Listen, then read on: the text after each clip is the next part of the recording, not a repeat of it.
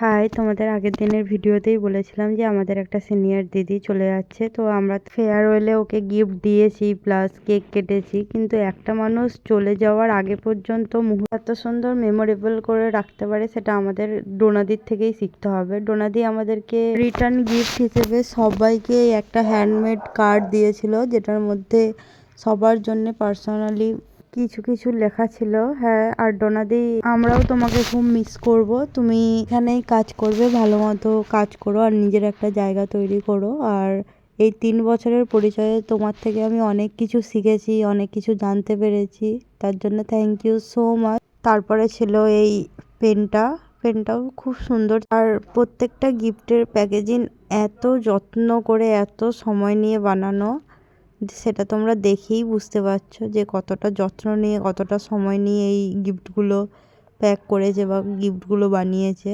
এরপর ছিল একটা ইয়াররিংস, আর ইয়াররিংসটাও খুবই কিউট ছিল। সেটা তোমরা দেখলেই বুঝতে পারবে যে ডোনাদির চয়েস কত সুন্দর।